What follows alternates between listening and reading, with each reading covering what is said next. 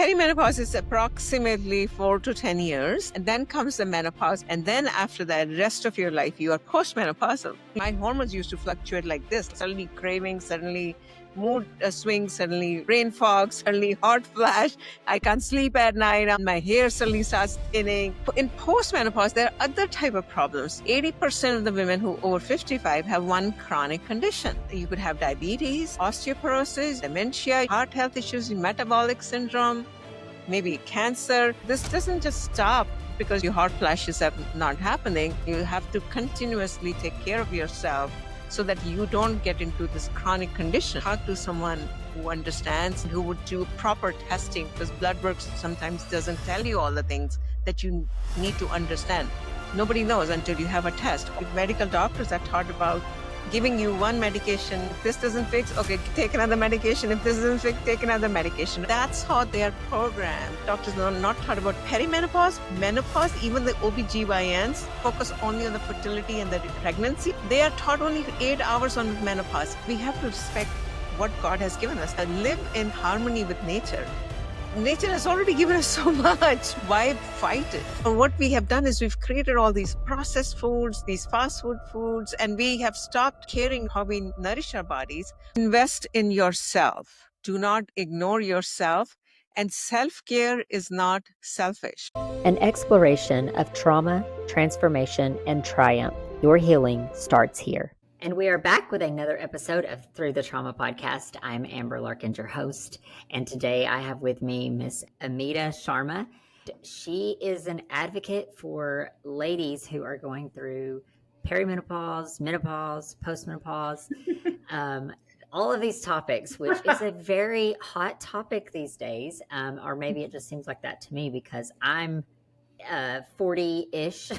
So I'm very anxious to talk with her. We talked a little bit before we jumped on here today, and she's a wealth of knowledge. So Amita, thank you so much for joining us today. I'm so excited to jump into this conversation with you.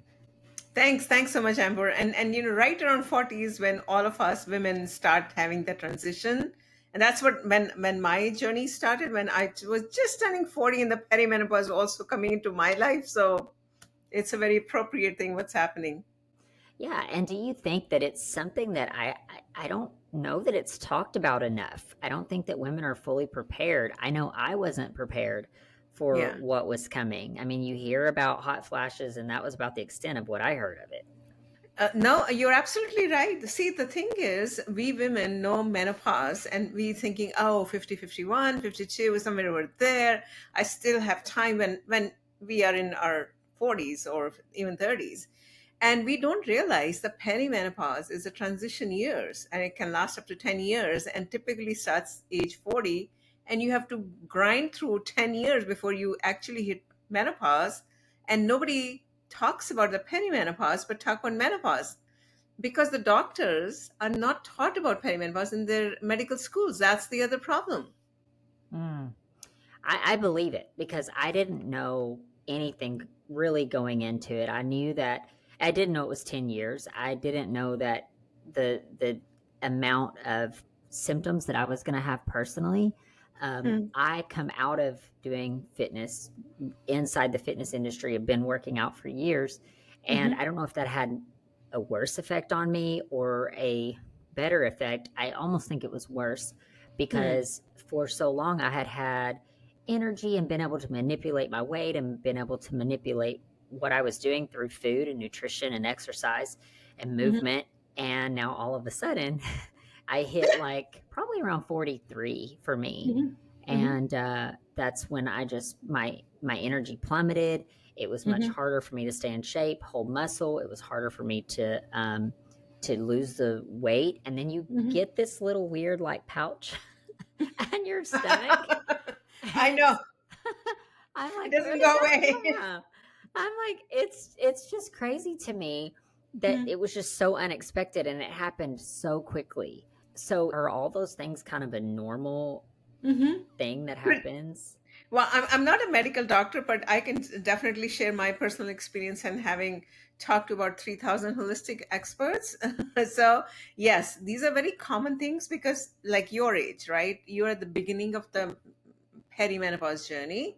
So typically what's happening is in the beginning, we have two female sex hormones. So one hormone starts going down earlier than the other one. So the other one, the estrogen, gets dominant and the progesterone is the one that's going down. Hmm. So now that's imbalance of that is causes all these tummy, suddenly a pouch comes on the tummy, doesn't go away, and all the other things, so that's typically what the simple layman explanation is. The estrogen imbalance and the hormonal fluctuations are so crazy. Even during the day, you're like, you have no idea. Like my hormones used to fluctuate like this, suddenly craving, suddenly mood swings, suddenly brain fog, suddenly hot flash. I can't sleep at night. I'm like, oh my god, I'm a mess. My hair suddenly starts thinning. All these things, they're different for different women, but this is very common. Hmm. Well, and when all those things started for me about 2 years ago, so I'm 45 now, about Hmm. 2 years ago when this all started, I started seeing these things. I'm just like, my mentality coming out of fitness industry is like, I just fight through this. I'm just going to like push through it. And so I'd go into the gym and I'd feel like crap and have no energy and couldn't lift, but I would just like push through it in that masculine kind of, I'm going to do Hmm. it anyway. But Hmm. what really, I guess, hit me hard was when I started losing my hair. And Hmm. my hair started thinning, and I could tell it like right in the corner parts of my where my Yeah. hair was thinning. And I Hmm. was just like, okay, something's got to give, something's not right. And so Hmm. I started going to get blood work done. Hmm. When I got my blood work done the first time, I everything come back within range. If Hmm. you're looking at it from a medical perspective, it all Hmm. was within range. I'm Hmm. like, oh, everything looks good. I take it to a fitness trainer that I had. He works with hormones, and he looked at it and he said, "Oh no, this is not optimized. Your estrogen is really is the estrogen's high, the Hmm. progesterone's low, your test That, is yeah. low." Hmm. And he's like, it's all kind of out of whack. So I got on some natural supplements that has definitely helped. I've got on Hmm. vitamins and things for my hair, but supplementation has been my friend. Hmm. However, I'm glad to have you on here today because I would like advice, but I know there's many other women, especially Hmm. my age, kind of struggling through the same thing because I'm pretty open about this on social media. Hmm. And I think there's these schools of thought, right? The first school of thought is that I'm just getting older and that's just what getting older is. I Hmm. refuse to believe that. I'm Hmm. like, I want to be optimal and live a happy, healthy Hmm. life as long as I can. But I also am of the school of thought like, hey, let's try to do everything as natural as possible first and exhaust that. And Hmm. then if that doesn't work, then we'll look into like synthetic hormones or hormone therapy. But I know women that have done the synthetic hormones and the hormone therapy route, and they've got amazing results. Women in their 50s and 60s, even, and Hmm. that have got amazing results from this. So I know you're holistic. So Hmm. you probably kind of fit right in that area of what I'm doing right now, which is just like supplementation and trying to change my nutrition around a little bit, eat healthier. Like, I'm sure you deal with, I'm not the only woman that asks these questions.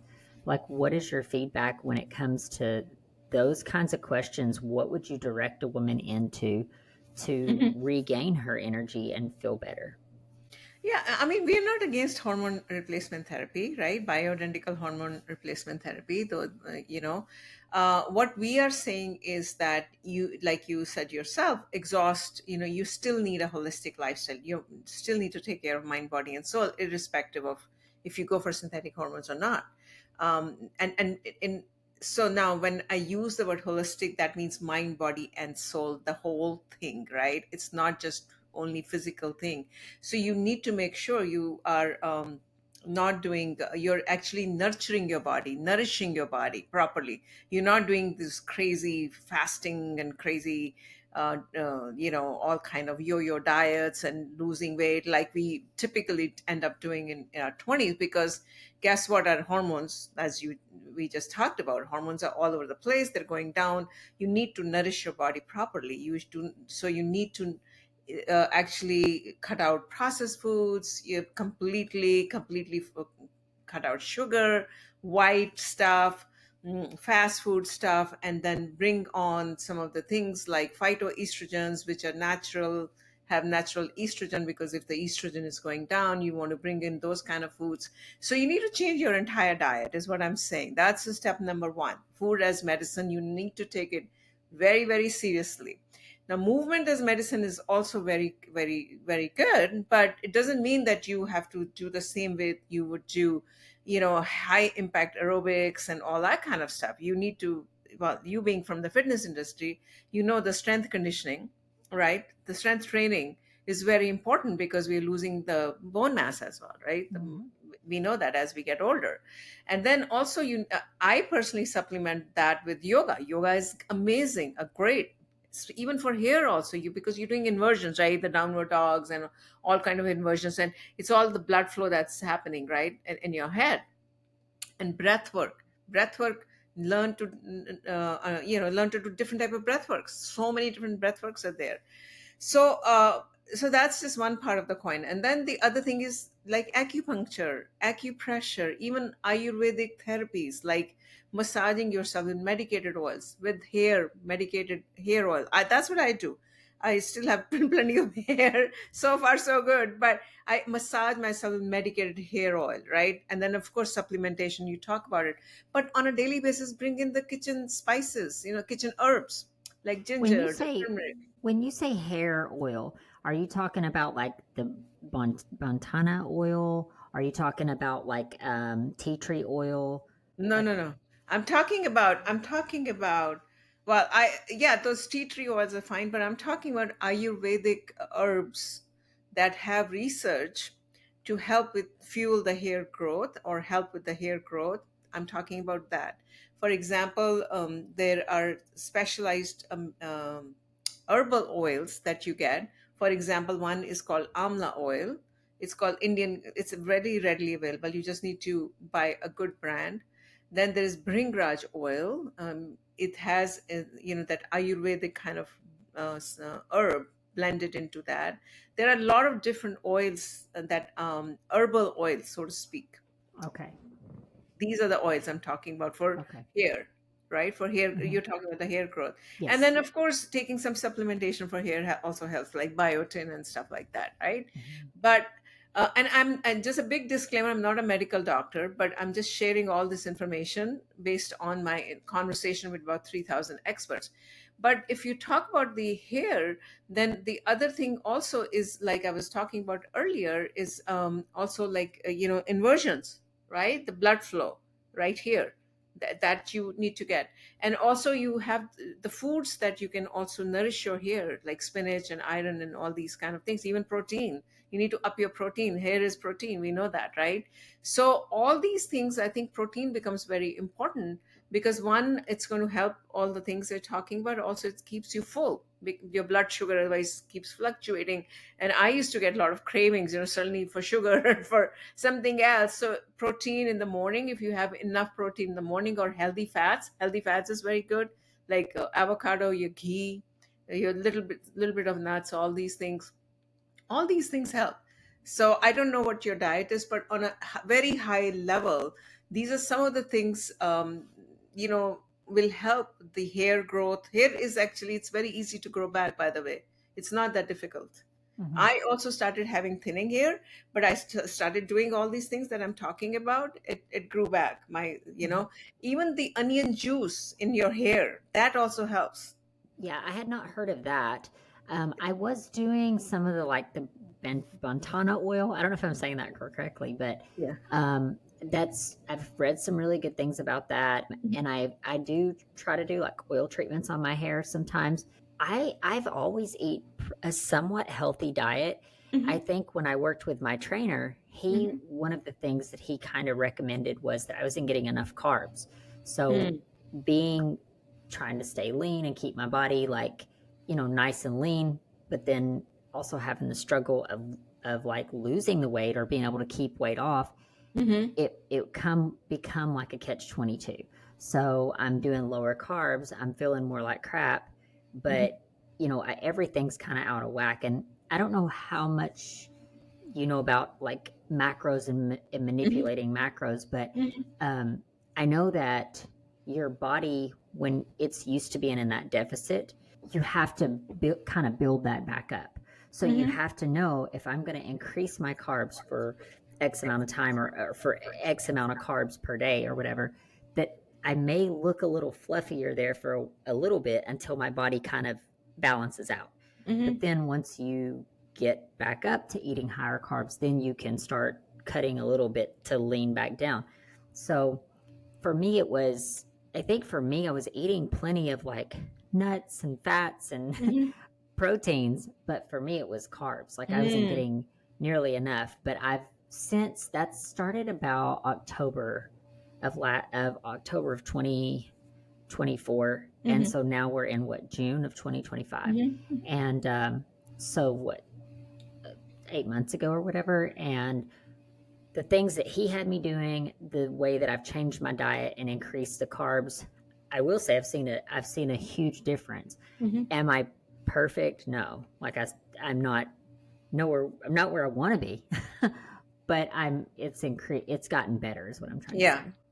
No, I think you can't cut out carbs completely, right? You need carbs, and I mean, but what I do is eat complex carbs, Yeah, like me too. quinoas, right? Yeah, so quinoas of the world and stuff like that.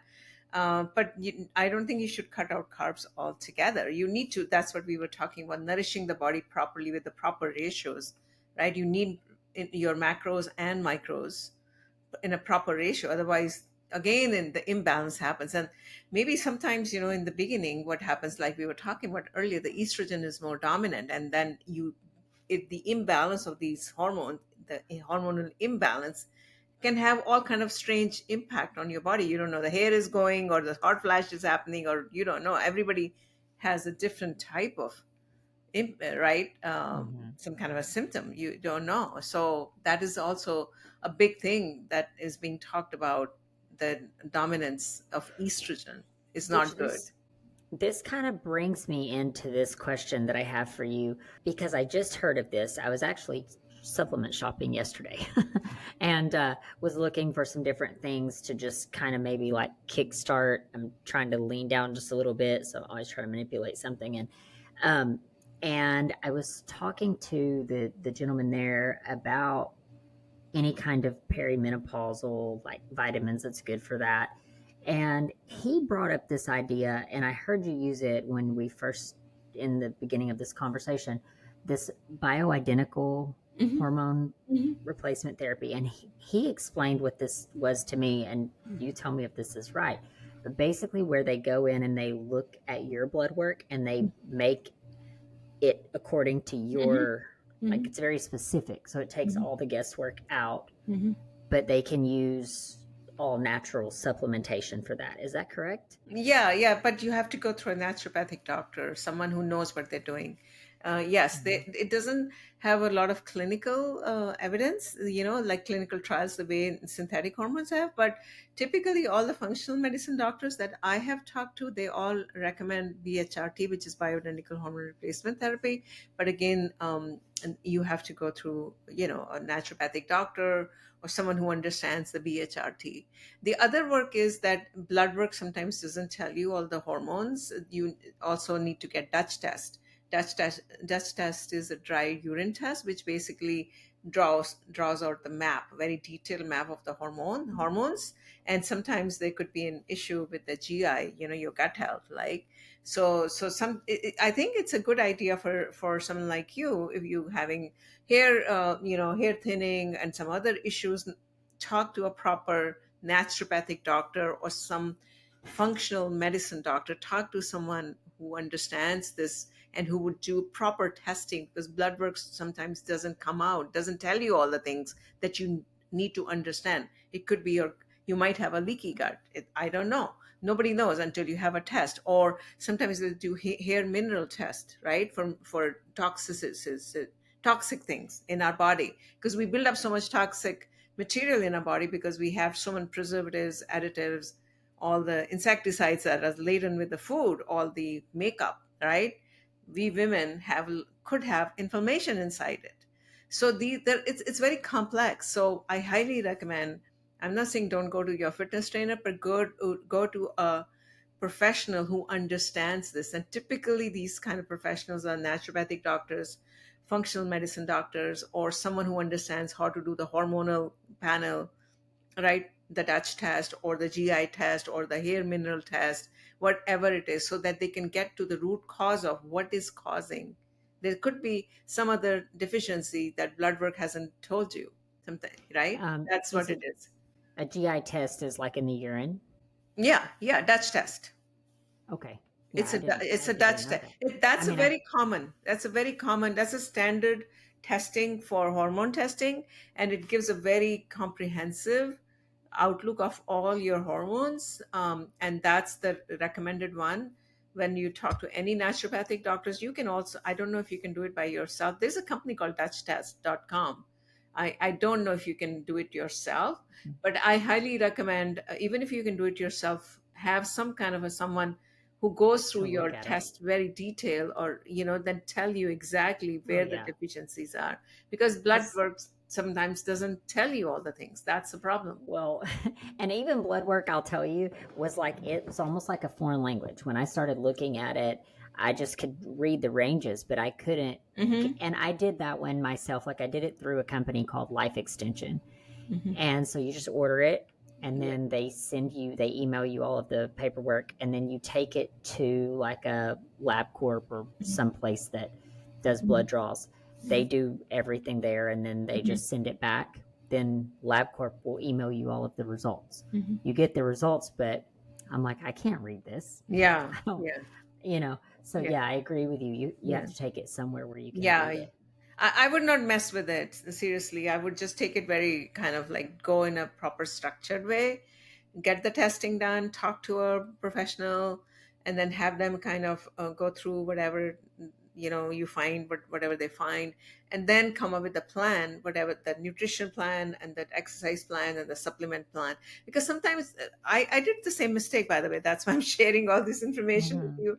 Is that I tried to become my own doctor, and I tried to supplement do my supplements, like, oh, go to Costco, buy this supplement, talk to this guy, or he'll tell me that and she'll tell me that, and I started gulping god knows all kind of supplements, and that sometimes can backfire. Your body might be needing something else, and you were just feeding unnecessary, that's not necessary. So supplementation, also over supplementation, can also cause harm. It caused harm for me. I'm just sharing that.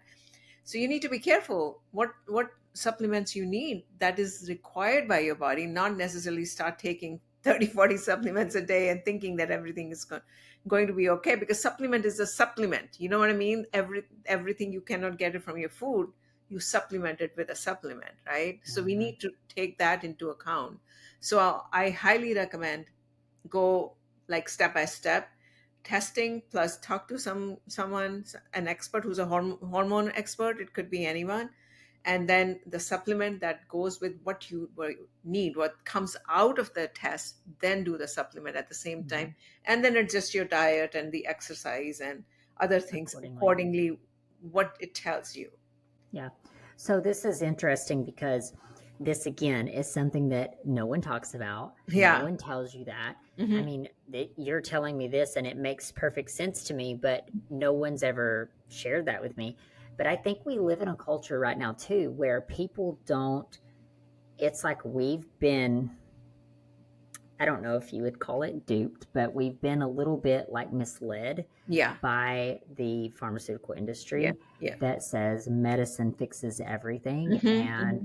when honestly, a lot of the, what is it, the Eastern medicine type Hmm. stuff works a whole lot better than even the Western medicine. Hmm. Hmm. So, we're left with this has been, as someone middle aged, like, I think that when you move through life and you're navigating all of this and you don't have to worry about your health when you're in your, teens and 20s. Hmm. And then 30s is kind of, you're having kids or whatever. So your body's changing a lot. Hmm.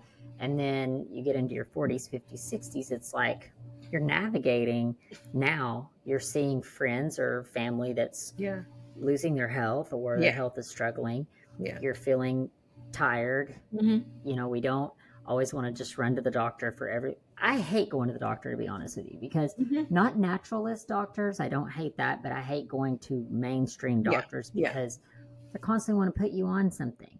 I don't want to be put on medication. I believe Hmm. that God give us a beautiful world with Hmm. many natural things. And I'm like, let's expire that first. Hmm. Why do we have to be so fast to jump into medication Hmm. or surgery even? I Hmm. mean, I'm not saying there's not a time and a place for it, but Hmm. not for every little Hmm. thing. No, no, I 100% agree.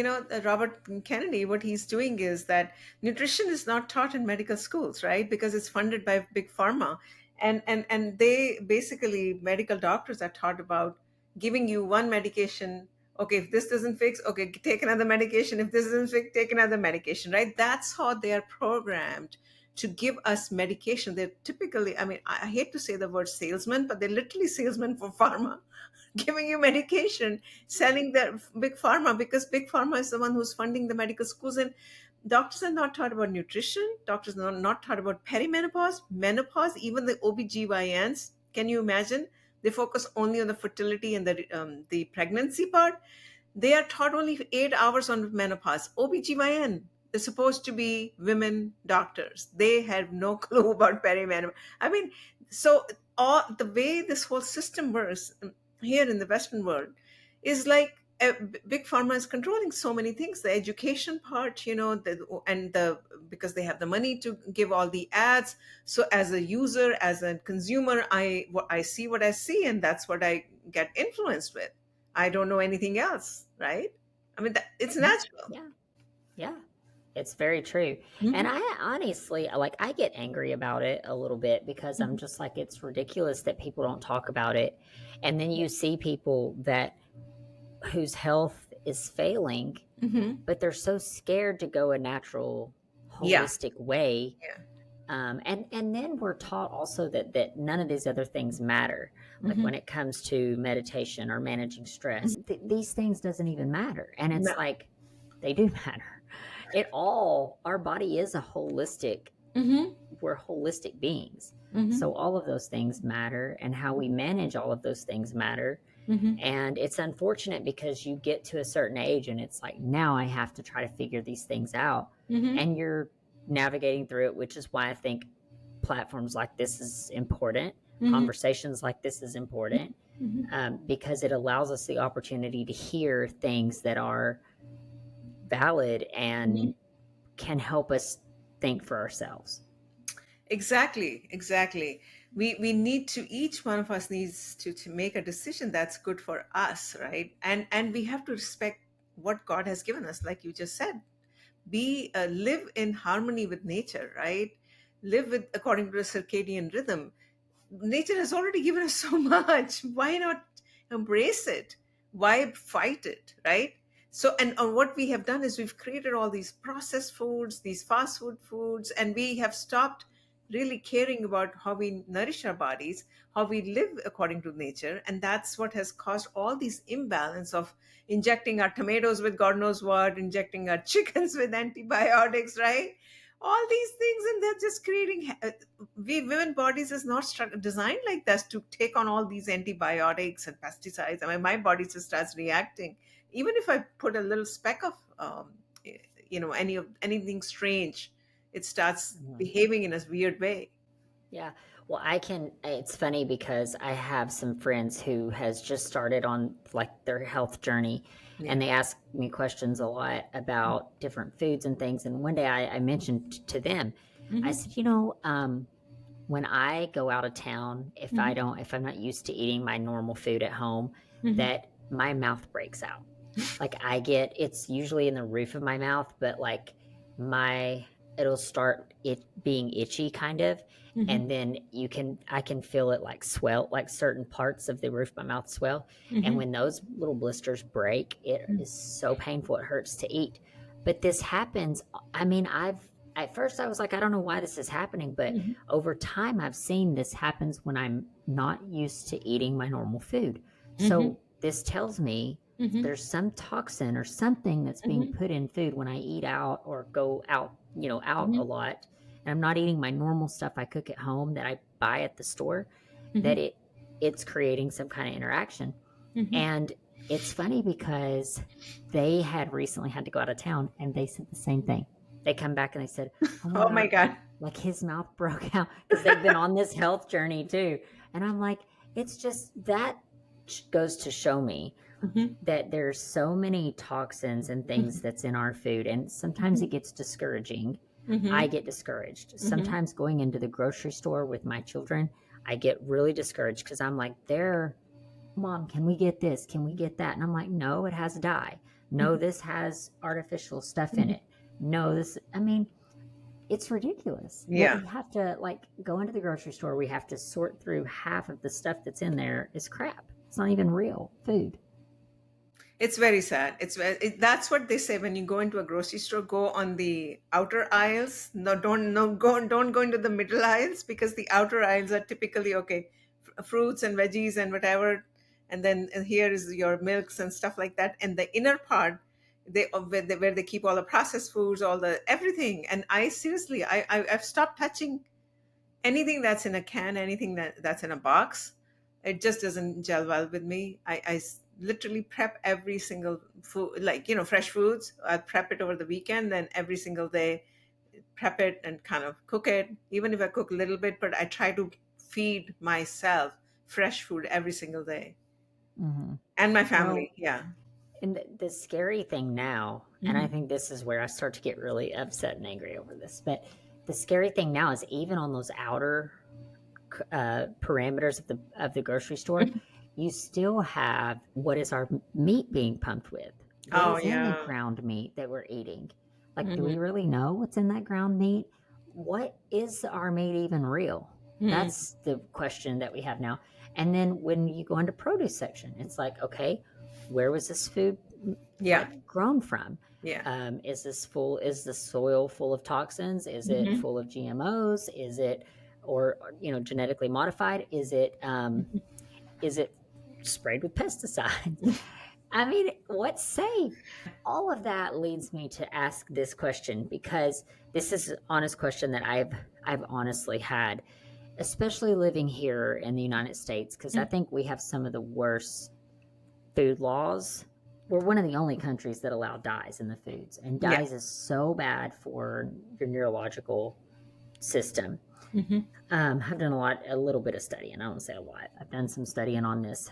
How do we navigate through that? Do we just try to pick the very best ways to around these foods, or do we stop going to the grocery store and order from specific places that thrive on like farm raised things? Or what is your Yeah. advice when it comes to That's that? what I do. I buy from farm, like I don't go into the grocery store, to be honest with you. I don't go into the supermarket because of the reasons that you're talking about, because you are going to end up picking something, and which you are sometimes not aware of, that it has all kind of additives. So what typically I personally do is I have a service that I buy farm fresh produce. It's a service that comes at home, and then I cook from there. Hopefully, that's better from the supermarket food. And then for meats and all, typically, in California, I think there are a lot of smaller, like a lot of Latino supermarkets, or maybe their meats are more kind of local. I, that's what I'm assuming. Or there are a lot of Asian markets, those kind of things. So more ethnic, smaller grocery stores, or smaller local based kind of things, rather than big supermarkets, because I think their produce is more local, and they're, you know, I think that's what the understanding is. So that's what I do. That's what I personally do. But the big supermarkets, I literally stopped going. I think I haven't been in a supermarket, like one of those supermarkets, in probably more than a decade. Literally stopped going because of the reasons that you're talking about. So I don't know where you live. You have access to farmer markets. We have a lot of farmer markets here. Every week there's a farmer market in practically every city. There are a lot of supermarkets, Yeah. mercados, what we call it, right, in Mexico. I'm not from Mexico, but what they call mercados. A lot of mercados are here, mom and pop shops, little shops, local kind of produce. So I think those are much better as far as quality and as far as all these pesticides. That's what I'm assuming. But it's hard. It's hard. It's hard being in this country. You have no idea as a consumer. What are you supposed to do? Go start looking at their farmlands and see what they're doing? I mean, who knows what they're doing, right? It's Right. a big problem, seriously. And the funny thing is, when we go to Europe, I never have any problems. Never have bloating. I'll eat the bread or the cheese and uh, every single thing I will eat, and even their dolce, the everything, right? Gelato. Um, no problem. Here, I can't even think of looking at gelato, and even if it's one speck of gelato, I'm like, okay, I've put on 5 pounds. Yeah. Well, I mean, we could go down a whole rabbit hole I of know this, this but is just a big, but yeah, let's talk about something that we give hope for your listeners, that at least they can at least get on the right pathway. tell me about the difference between obviously we talked a little bit about perimenopause, Hmm. then those years of menopause, and then the years of postmenopause. Hmm. So like if we had listeners that's my age, say, and they're just kind of down just getting into this first journey, which Hmm. is perimenopause, like Yeah. what do we have to look forward to going into the next two stages? Well, okay, so perimenopause is approximately 4 to 10 years that we were talking. And then comes the menopause. Basically, your menstrual cycle is stopping. So, menopause is if you haven't had your period for 12 consecutive months, you're technically in menopause. And then after that, rest of your life, you are postmenopausal. You're not going to have your period again. Now, the thing is, it doesn't, I mean, of course, you're having hot flashes and night sweats and sleep issues. Now, in postmenopause, there are other type of problems women can have. You have to be very careful. The reason is 80% of the women who over 55 have one chronic condition in US. The data is from US. And now, after that, because your estrogen is pretty much gone, right? By the time you're postmenopausal, now you could have diabetes, you could have osteoporosis, you could have dementia, you could have heart health issues, metabolic syndrome, maybe cancer. You have to be very careful. So this doesn't just stop just because you're menopausal. Now, just because your hot flashes have not happening, anything else might not happen. You have to continuously take care of yourself so that you don't get into this chronic condition. And that's why it's important for us to start at a younger age, like mid 30s, or not even mid 40s, mid 30s, because that's when women are beginning to get into, when they're inching towards 40, they're going to start getting into the perimenopause. And if they do not take care of themselves during these years, the chances of that getting into chronic conditions gets very high, because the data is telling us, right? Mm. So you still have to take care of yourself, otherwise your bones are going to get, you're going to get frail. All those things we know about when we look at seniors, right? And see they're having problem in walking, then in assisted care. You don't want to end up in a wheelchair or an assisted care facility. Our generation does not want to do that, right?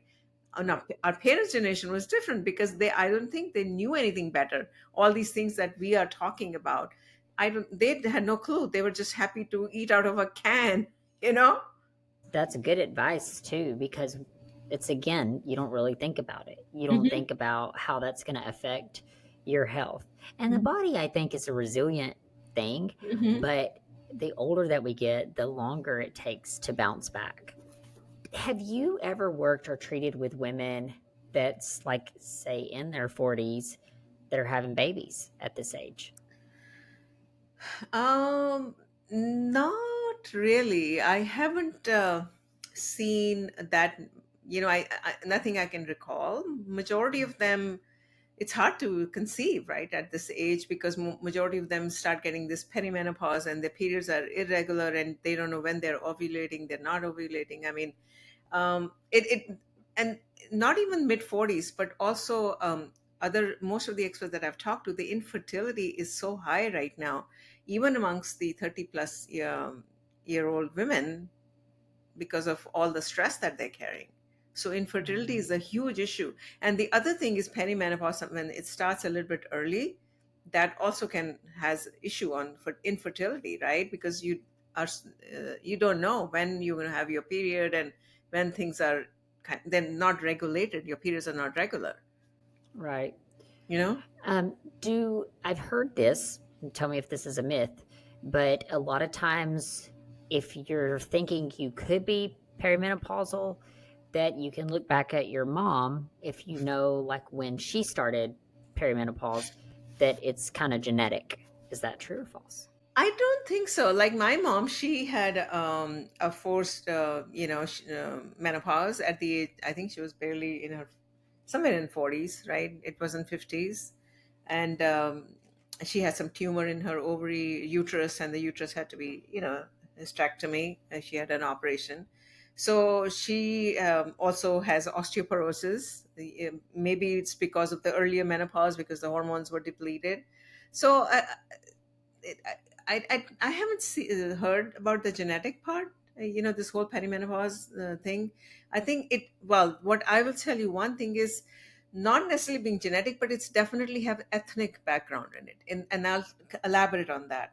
So, as per your ethnic background, your age of menopause can be different, and your symptoms can be different. So, like for example, a Caucasian woman typically have 51, 52, but a Latino American and Black American women, they get 47, 48 as an example.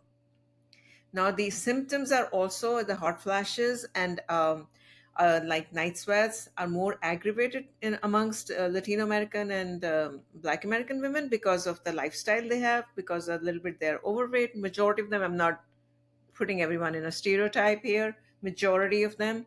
And so those things, definitely there is an angle of menopause is different for different color of different as per ethnic groups, as per different cultures, because how you have given what you have given to your body and taken care of your body, right? And so this has a ethnic part of it. Now genetic part, I don't know that if it's coming for genetic, but it's the overall ethnic group what that they have studied. That's Hmm. interesting. Yeah. Obviously all women are different, but I could see that, and then I could see like maybe environmentally or demographic wise, maybe that has something to do with it too, because every woman within a certain area is consuming the same foods or consuming the same types of things, same types of stress, same types of lifestyles, Hmm. things like that. So I could see how that would play a part possibly as well. What advice do you have for women that are entering into one of these three stages? Is the advice different? Yeah, because the older women are more prone to chronic condition, right? That now you are older and you are going to get, if you get a chronic condition, that's going to stay with you rest of your life if you don't take measures. Can we And prevent those chronic yeah, you conditions? can. Diabetes can be reversible. It's a life. Diabetes can be reversible. Osteoporosis cannot be reversed because it's the bones, right? So you need to be very proactive in your younger age, or to make sure you don't get into the osteoporosis. Now, some of the things like heart health is absolutely yes. It's all you can reverse it. You can by your lifestyle, and dementia sometimes maybe not. Cancer, we know it's very complicated, right? So yes and no for depending on what women has. But in the postmenopausal, it's all about healthy aging. It's all about quality of life. And they don't want to get chronic condition. Menopause is just one day typically, right? It's just your after 12 months, one day you're menopausal. Perimenopause is the one I think personally you really need to take care of yourself because you're still young enough, right?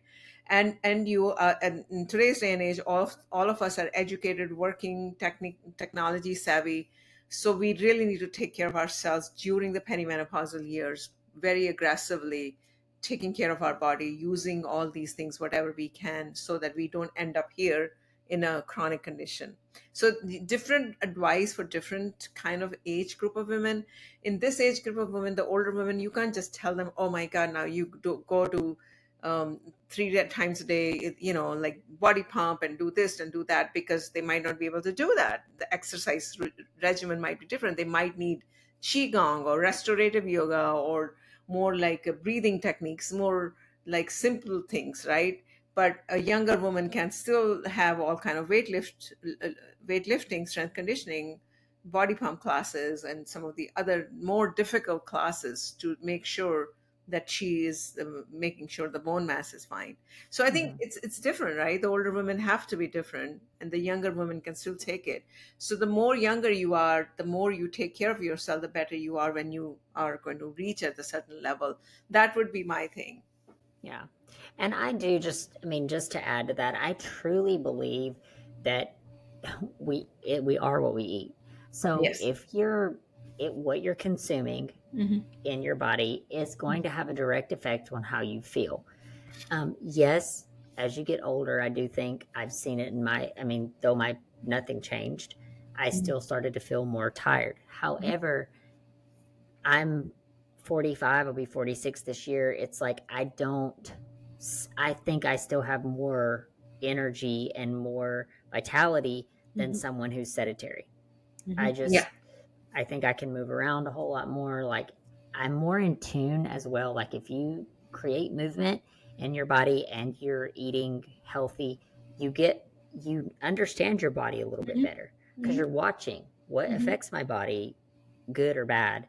I can look into my body and say these are certain things that maybe I don't need to do Hmm. because this is hurting my joints, or maybe I Hmm. do need to do because this is helping me heal or Hmm. produce Yeah. more of a particular thing or whatever.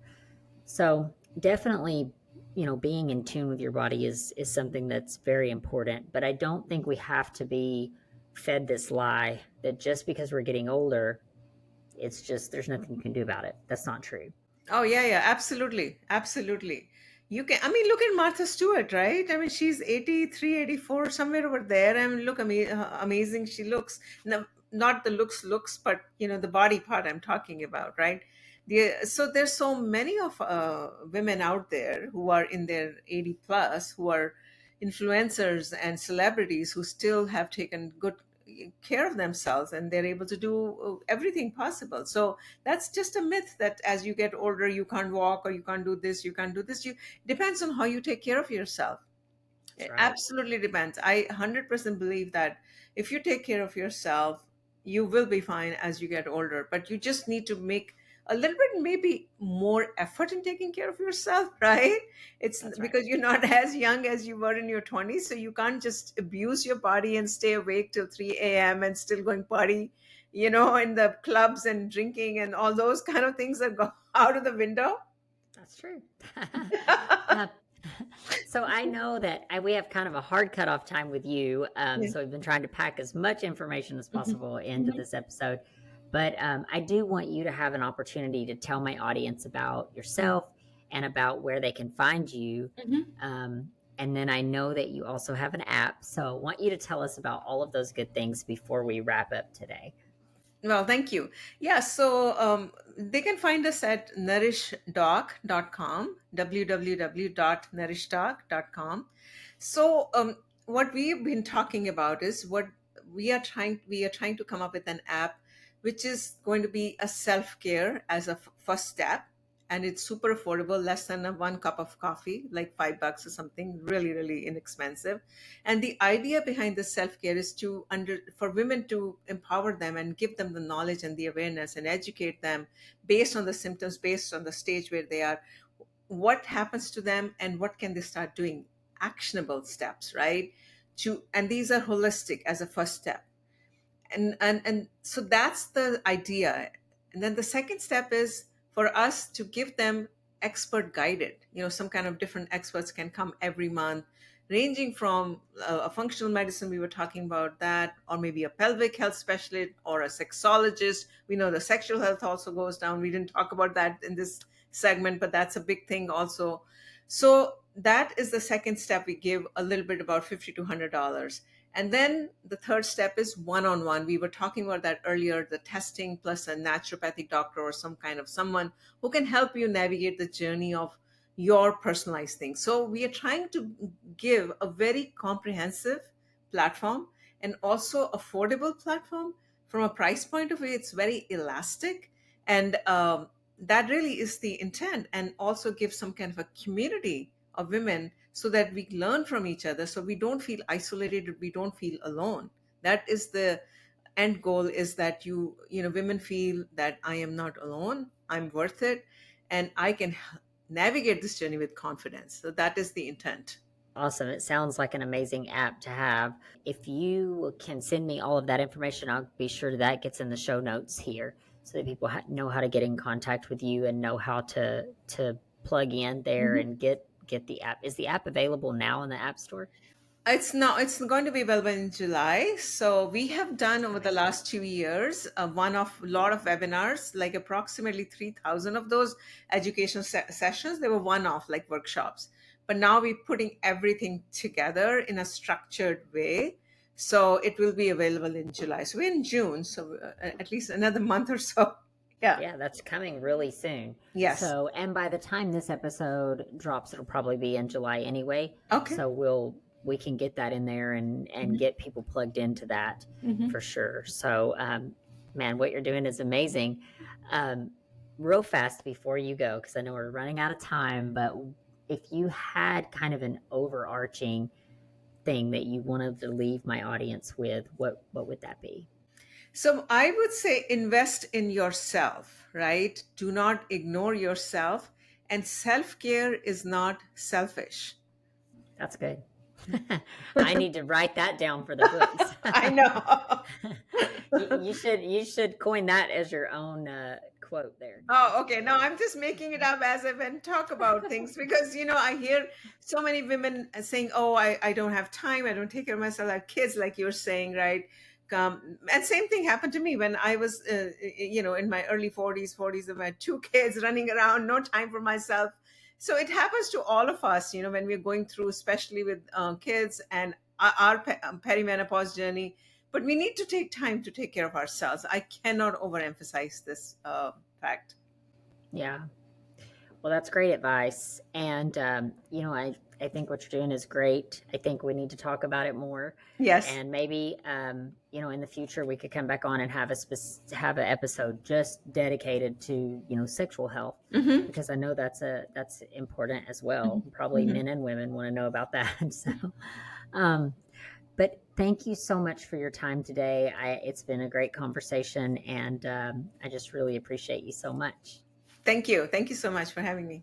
Hey there, friend. Thank you from the bottom of my heart for spending this time here with us on Through the Trauma podcast. Your presence means more than you know. If this episode has spoke to you or gave you hope or made you feel just a little bit less alone, then I would love it if you would take a second, subscribe, leave a review, and share it with someone who truly needs to hear it. Every share, every comment, every listen, it all helps our message get out and reach those who truly need it the most. Healing happens inside of a community, and together we are breaking the silence and creating space for transformation. Thank you so much for being a part of this journey. Until next time, be gentle with yourself. You are not alone.